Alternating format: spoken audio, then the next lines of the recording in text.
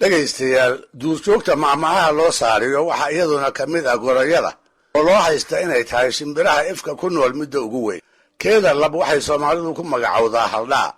gorayna waa la yidhaahdaaye. teeda dhadigina waa haldhure ama waa gorayo cawl. waxay leedahay laba adin oo dhuudhuuban iyo cagal laba suul oo qura ka kooban, wax kalena aan lagu ogayn. goor noolba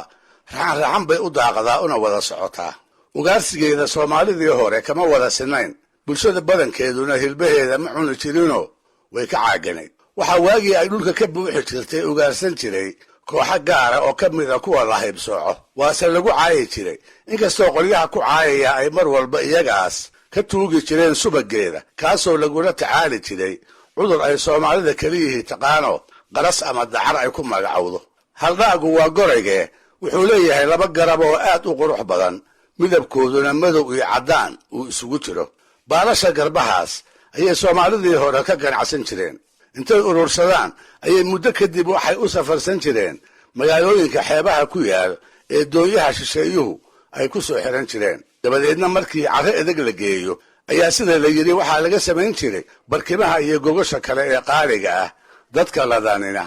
ay ku seexan jireen.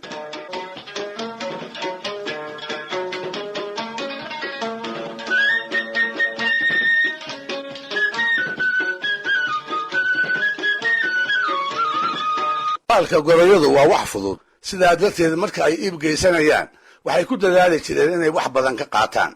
miisaanka markii la saaro hadduu fududaado wax quman uma goyn jirin. taana waxaa tix sarbeeban ku xusay qamaan bulxan gabyaagii la odhan jiray. waxaa la yidhi qamaan baa beri gabar guursaday, gabar aad u bilicsanoo qurux loogu roonaaday. ha yeeshee kolkii ay muddo wada dhaqmeen ayuu ku arki waayey wax qiimi ah oo quruxda dhaafsiisan. fudayd uu u bogi waayey ayuu ku arkay, madahaygana ku nacay. isaga oo gabadhii arrimaha ku saluugsan ayaa dharaartii dambe waxaa u soo hargaray walaalkeedoo sida ay caadadu ahayd yaradoon ah.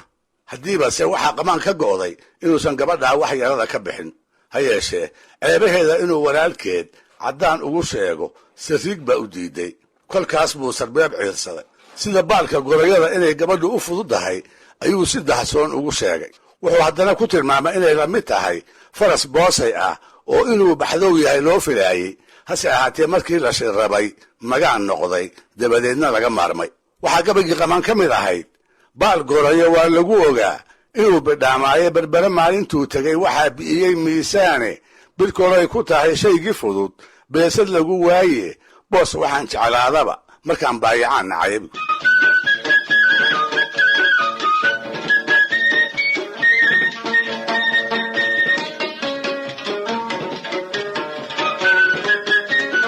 ganacsiga ka sokow baalka gorayada siyaalo kale ayay soomaalidii reer miyiga ahaydi ugu danaysan jirtay. hablaha carafdoonka ah ayaa ku xaragoon jiray, oogada ayay ku quruxsan jireen, waxaana la arki jiray gashaanti uu baalku cududeeda ama madaxeeda ka soo taagan yahay. dhinaca kale dagaalyahanadii soomaalidu markay goobo badan ku guulaystaan magac dheerna yeeshaan ayay baalka gorayga madaxa ku xiran jireen. sayid maxamed cabdilla xasan oo dadka xusuusinaya guulihii uu ka soo hooyey gumaysigii ingiriiska goobihii ay isku arkeen, kuwaasoo uu baalka dheer ku gashaday, waa kii gabayadiisa midkood ku lahaa maandhow laxaadkaan qabaa raacib baan ahaye,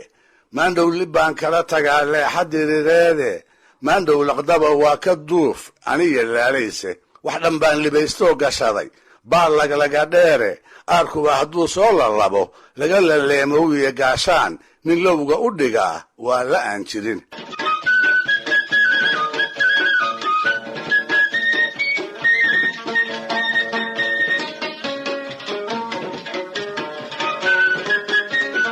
meel uu ka soo galay iyo cid ay kaga daydeen garan maayee, dhaqanka soomaalida reer magaalowday waxaa ka mid a biyaha badda oo qarsho ku jira iyo ukunta gorayada inay ka soo lalmiyaan aqaladooda iyo dukaamadooda, iyada oo looga gol leeyahay balaayo xijaab, gaar ahaanna isha dadka iyo qumanyaysiga. wadajirkooda heesaha maanyada loo yaqaan ee ugaarta u gaarka ah ayay gorayaduna mid ku lahaan jirtay. waa hees iyada tilmaanteeda u badanoo nimanka ugaarsadaa ay ugu luuqayn jireen marka intay awrta u rartaan ay u arhaanoo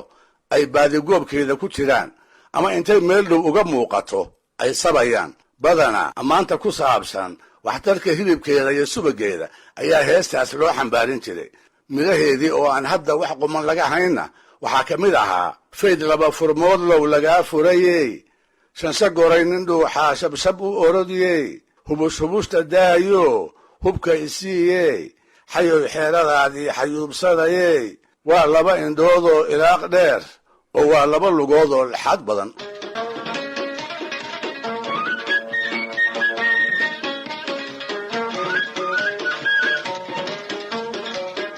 quruxda garbihiisa iyo wuxuu u goyn jiray awgeed soomaalidu haldhaaga ayay weynayn jirtay gorayo cawshana way yesi jireen waxaan xusuustaa allaha u naxariistay cabdilaahi suldaan oo timacadde loo yaqiinay gabay uu tiriyey kaasoo uu ku muujinayey sida inay wada xorowdaa ay xilligiisii soomaalida uga go'nayd isaga oo libaax ku tilmaamaya gumaysigii talyaaniga iyo kii ingiriiska ee layska kiciyey midka kale ee aan weli layska kicinna gorayo cawl ku sheegaya ayuu gabaygaas wuxuu ku soo gebagabeeyey annagoon gantaalaha dhaca iyo haysan qori gaaban hashaan geeddaweynow libaax uga gabboon weynay inaan gorayo cawl uga tagaa waa wax soo guray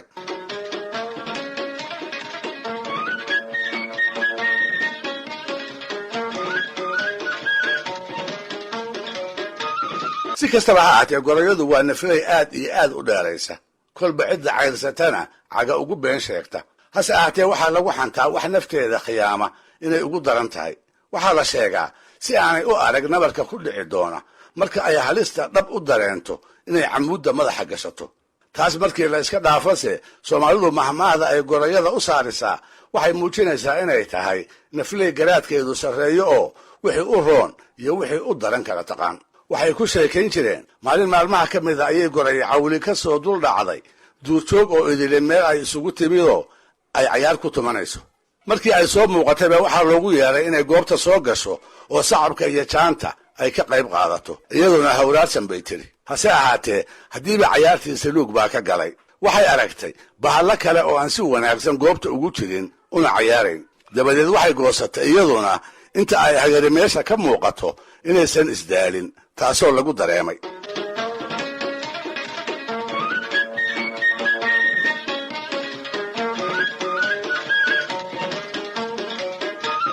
gorayo cawshaa waxaa reerteeda taagnaa haldhaa damman oo isagu si hagar la'aana sacabada isugu garaacayay una jaamaynayay